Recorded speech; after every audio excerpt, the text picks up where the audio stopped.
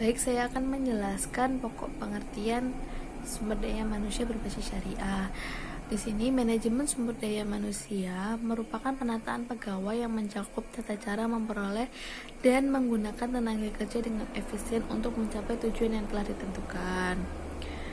Apabila manajemen sumber daya manusia dikaitkan dengan syariah, maka merupakan penataan pegawai yang mencakup tata cara memperoleh dan menggunakan tenaga kerja dengan efisien untuk mencapai tujuan yang telah ditentukan sesuai dengan perspektif syariah. Di sini perspektif syariah seperti apa? Sesuai dengan prinsip-prinsip syariah. Jadi, sumber daya manusia tidak hanya memiliki ilmu ataupun keterampilan saja, namun juga harus mempunyai sikap dan akhlak yang baik atau akhlakul karimah. Dan manajemen sumber daya manusia dalam perspektif syariah diarahkan pada dua perbuatan manusia di dunia, yaitu perbuatan muamalah dan perbuatan ibadah. Suatu perbuatan ibadah pada dasarnya tidak boleh dilakukan kecuali ada dalil atau ketentuan yang terdapat dalam Al-Quran dan hadis yang menyatakan bahwa perbuatan itu harus atau boleh dilakukan. Sedangkan dalam muamalah, pada dasarnya semua yang perbuatan boleh dilakukan kecuali ada ketentuan dalam Al-Quran dan hadis yang melarangnya. Jadi dalam ibadah itu harus ada yang harus ada Al-Quran dan hadisnya. Jadi tidak asal kita melaksanakan ibadah. Sedangkan muamalah boleh dilaksanakan, namun juga ada ketentuannya dalam Al-Quran dan hadis. Landasan dan dasar sumber daya manusia berbasis syariah. Di sini kita menggunakan dua ayat, yaitu yang pertama dari Quran surat Al-Baqarah ayat 30 dan Quran surat Al-An'am ayat 165. Di sini Islam itu memberikan perhatian dan pandangan yang sangat mendalam terhadap pengembangan sumber daya manusia, bukan hanya karena manusia sebagai khalifah di muka bumi ini, namun juga termasuk kepada nilai-nilai sikap dan perilaku manusia itu sendiri. Quran surat Al-Baqarah ayat 30 dijelaskan sebagai berikut. A'udzu billahi minasyaitonir rajim. Bismillahirrahmanirrahim. Wa idz qala rabbuka lil malaikati inni ja'ilu fil ardi khalifi. Qala uttuh ala fiha man yufsidu fiha wa yasfiku dima'a wa nahnu nusbihu bihamdika wa nufdisu lak. Qala inni a'lamu ma la ta'lamun. Yang artinya, ingatlah ketika Tuhanmu berfirman kepada para malaikat, sesungguhnya aku hendak menjadikan seorang khalifah di muka bumi. Mereka berkata, maka apa engkau hendak menjadikan khalifah di muka bumi itu? Orang yang akan membuat kerusakan padanya dan menumpahkan darah, padahal kami senantiasa bertasbih dengan memuji engkau dan mensucikan engkau. Tuhan berfirman, sesungguhnya aku mengetahui apa yang tidak kamu ketahui. Ayat ini diperkuat juga dengan surat Al-An'am ayat 165 yang berbunyi, wa huwa allazi ja'alakum khalaifa al-ardi wa rafa'a ba'dakum fawqa ba'di darajati liyallawaku fima atakum inna rabbakum sarayila al-ikbi wa innahu lagawurur rahim. Yang artinya, dan dialah yang menjadikan kamu penguasa-penguasa di bumi, dan dia meninggikan sebagian kamu atas sebagian yang lain, seberapa derajat untuk mengujimu tentang apa yang diberikannya kepadamu. Sesungguhnya Tuhanmu amat cepat siksaannya, dan sesungguhnya dia maha pengampun lagi maha penyayang. Dalam kedua ayat di atas terdapat makna bahwa manusia mendapat amanah untuk mengelola bumi, meraih keselamatan dan kemaslahatan dunia dan akhirat. Ini merupakan keyakinan yang melandasi semua perilaku dan aktivitas manusia. Melalui dedikasi kedudukannya sebagai pengabdi Allah, jadi diri manusia sebagai makhluk yang senantiasa menunjung tinggi moralitas sebagai sumber keunggulan dan kemuliaan diri, sementara kesadarannya sebagai khalifah, manusia mengembangkan ilmu pengetahuan yang ia miliki serta keterampilan dan memanfaatkan anugerah yang telah Allah beri. Assalamualaikum warahmatullahi wabarakatuh. Saya di sini akan membawa sebuah materi yaitu tentang karakteristik sumber daya manusia berbasis syariah. Jadi di sini sumber daya manusia berbasis syariah yang handal pada hakikatnya harus diletakkan di atas pondasi kesadaran spiritual dan rasional. Di dalam ekonomi syariah tidak ada pertentangan antara kesadaran spiritual dengan kesadaran rasional. Perpaduan antara keunggulan rasional dan keseimbangan emosional dan spiritual pada gilirannya akan melahirkan jiwa yang spirit, yang menghidupkan aktivitas yang mendapatkan pertolongan Allah.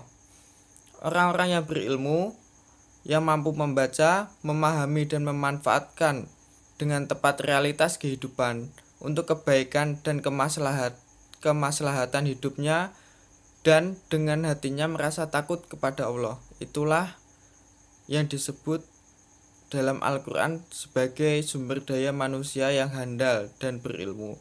Jadi karakter sumber daya manusia berbasis syariah itu meliputi orang-orang yang berilmu, mampu membaca, memahami dan memanfaatkan dengan tepat realitas kehidupan untuk kebaikan dan kemaslahatan hidupnya, dengan hatinya merasa takut kepada Allah. Yang selanjutnya, di dalam mengelola bisnis harus menggunakan hati. Kata tersebut nampaknya dapat dipertimbangkan selanjutnya. Ketika kita sudah memenuhi sebagai SDM yang handal, menurut Al-Quran, kita harus mengelola bisnis menggunakan hati agar bisnis yang kita jalankan itu sempurna, begitu. Selanjutnya, itu akan dijadikan acuan dalam menyiapkan sumber daya yang handal sebagai pondasi berkembangnya ekonomi syariah. Penyiapan SDM ini juga mungkin akan lebih efektif apabila melalui lembaga pendidikan perguruan tinggi dan mungkin juga dengan adanya pelatihan-pelatihan yang memadai. Baik, selanjutnya saya di sini akan menjelaskan tentang pengertian etos kerja. Secara umum, etos kerja adalah sikap seseorang atau suatu bangsa yang sangat mendasar tentang kerja, yang merupakan cerminan dari pandangan hidup yang berorientasi dari nilai-nilai ketuhanan. Nah, menurut perspektif Islam, ada juga keseimbangan antara kerja dan juga ibadah. Dalam agama Islam memiliki beberapa karakteristik. Salah satu di antaranya adalah wasatiyah atau dengan istilah lain tawazun, yaitu sikap hidup pertengahan atau sikap seimbang antara kehidupan material dan spiritual. Ini artinya sebagai seorang muslim harus dapat menyeimbangkan antara dua kutub kehidupan, yaitu kehidupan material yang bersifat duniawi dan juga kehidupan spiritual yang bersifat akhirat. Islam memiliki banyak kelebihan yang membedakan dengan agama lainnya. Di antara kelebihan Islam adalah adanya asas keseimbangan, wawasan keselarasan, dan keserasian antara duniawi dan akhirat, antara material dan spiritual, dan antara lahir dan batin. Untuk memenuhi kehidupan hidup yang bersifat duniawi, seorang muslim dituntut untuk berikhtiar semaksimal mungkin, baik secara lahir maupun batin.